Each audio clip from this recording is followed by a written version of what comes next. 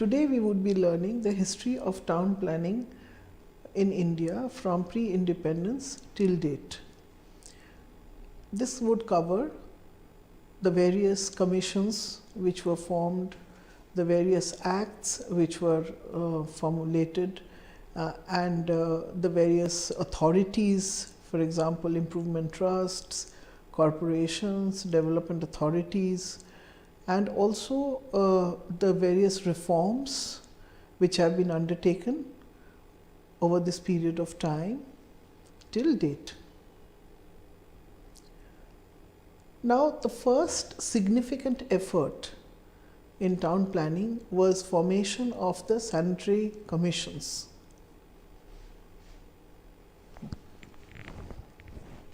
The first significant effort in town planning was formation of the sanitary commissions, and it was formed in 1864. Predominantly, this concerned the public health.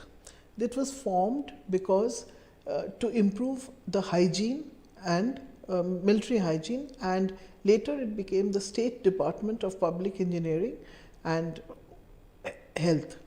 Now, next landmark year was 1888, where when the Bombay Municipal Corporation came up, and it was formed. This corporation was formed by an act which was enacted, which is known as the Bombay Municipal Corporation Act, and it was basically through this act and through this corporation building regulations were introduced.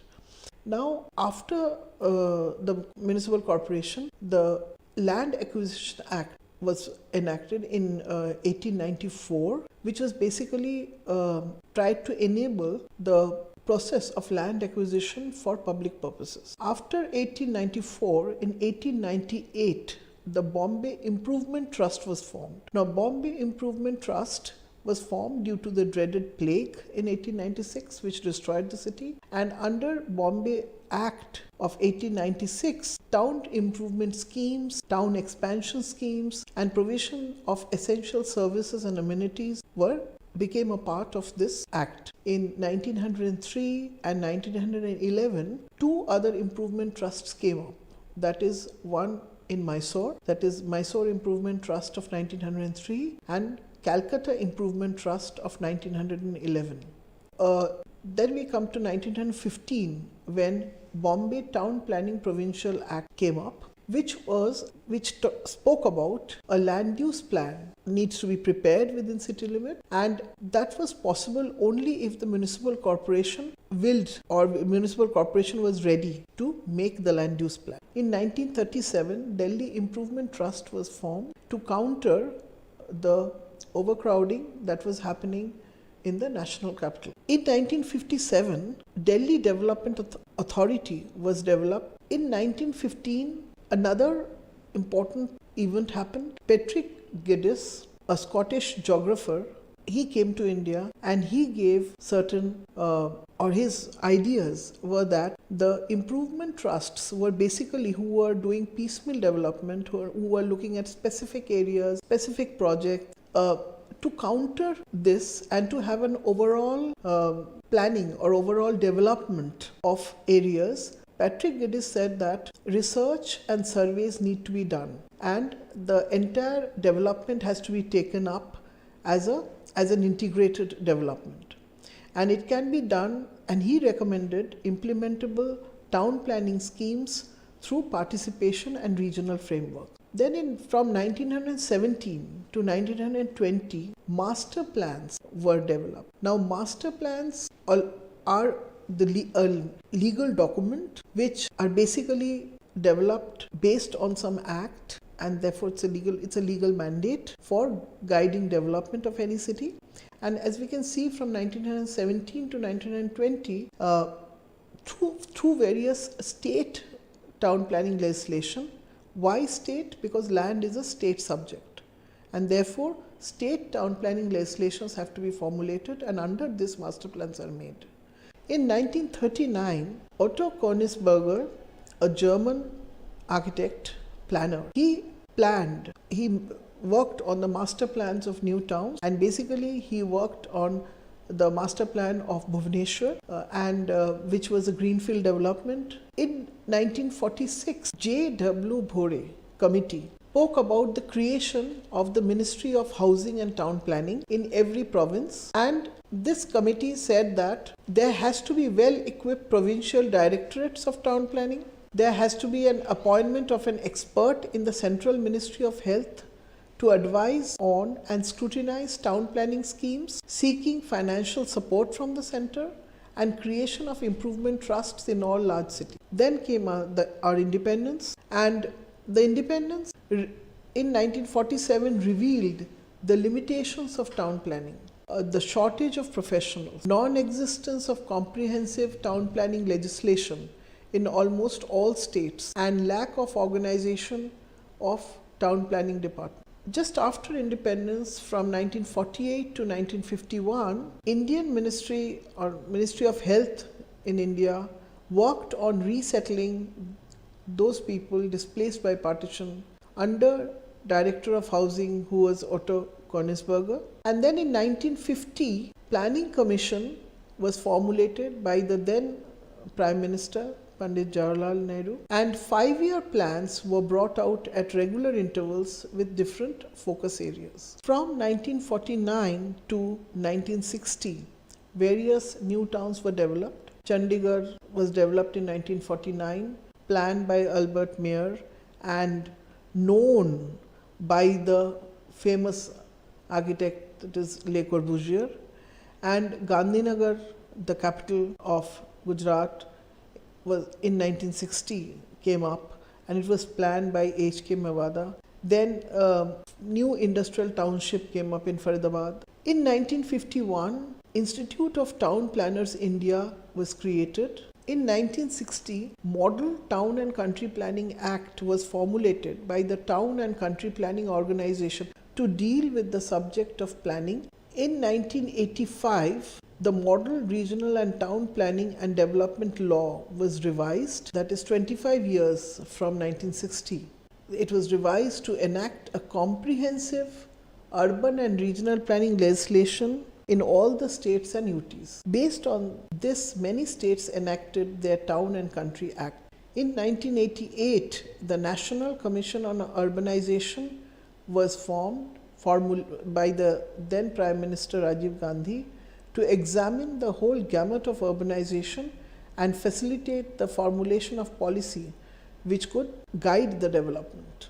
In 1992, the landmark constitutional amendment came, that is the 73rd and the 74th constitutional amendment, which empowered local governments, that is rural and urban, as constitutional entities. Then it facilitated creation of metropolitan planning committees, district planning committees, that is MPCs and DPCs.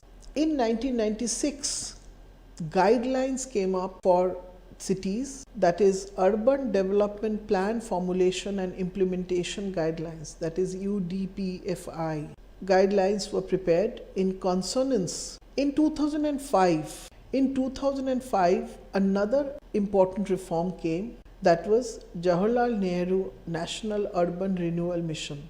In 2013, the Land Acquisition Act, the archaic Land Acquisition Act of 1894 was, and a new act came up, that was Land Acquisition, Rehabilitation and Resettlement Act, that is LARR, and this act put forth many provisions which related to the existing times. In 2014, the UDPFI guidelines of 1996 was again replaced or superseded by the URDPFI guidelines, that is Urban and Regional Development Plan Formulation and Implementation Guidelines.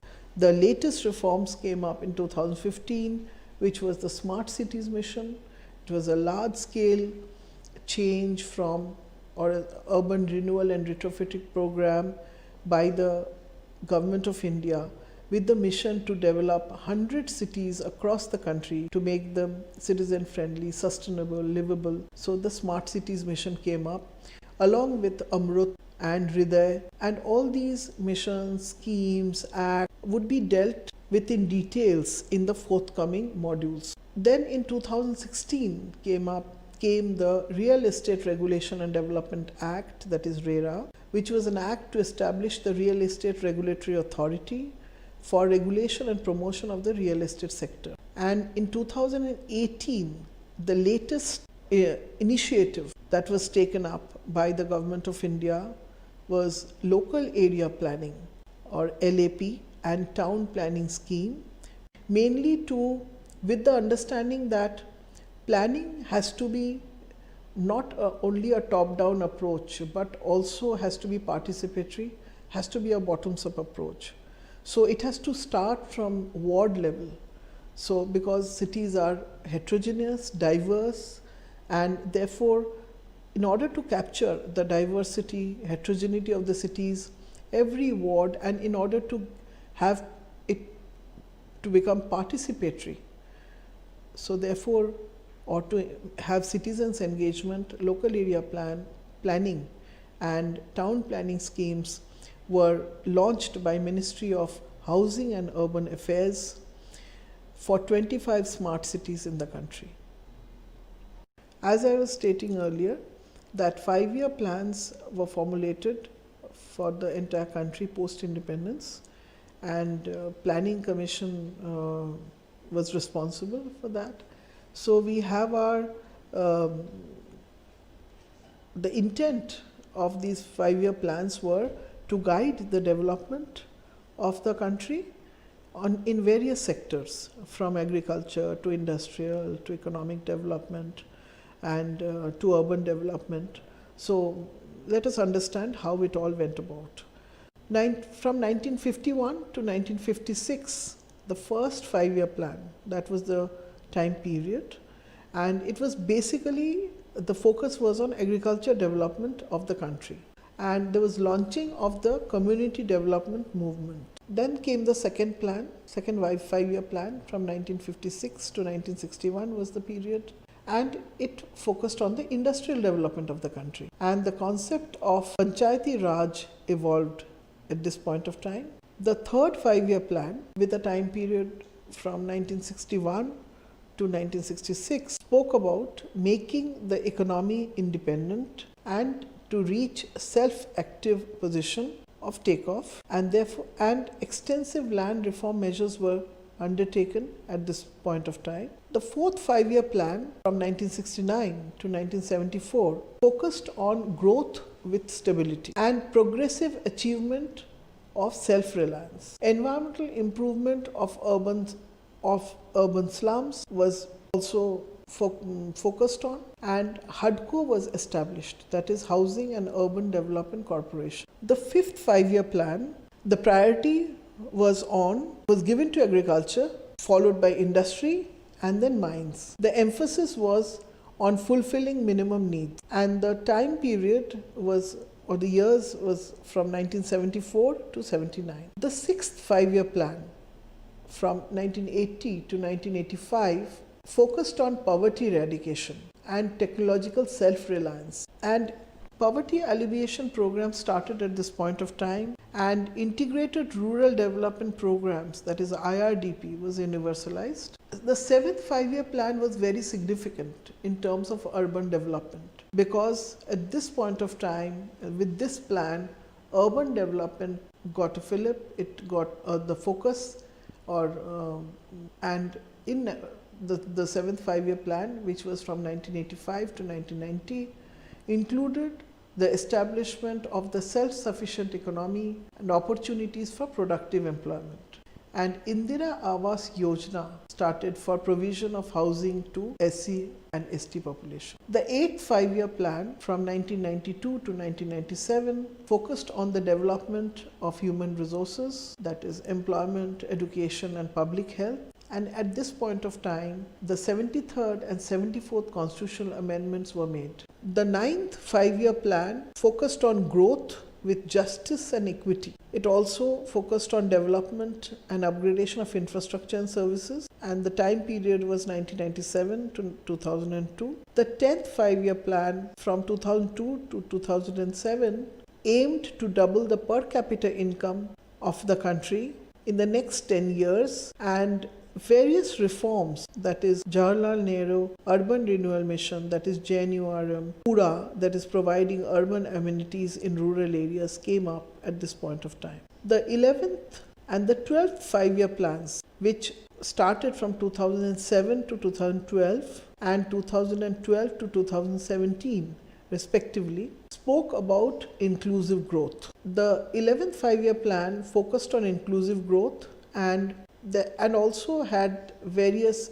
schemes, that is Swan Jayanti Shahari Rozgar Yojana, and then National Rural Employment Guarantee Schemes, National Rural Health Mission, Bharat Nirman. All these were in this time period, the schemes and programs. And then the 12th five-year plan spoke about faster, more inclusive and sustainable growth. The 12th five-year plan, from the first to the 12th five-year plan, the responsibility was with the Planning Commission. But as I stated earlier, that Niti Aayog had come in 2015, and Niti Aayog was formulated to achieve sustainable development goals for the country, and Niti Aayog is now working towards with this aim.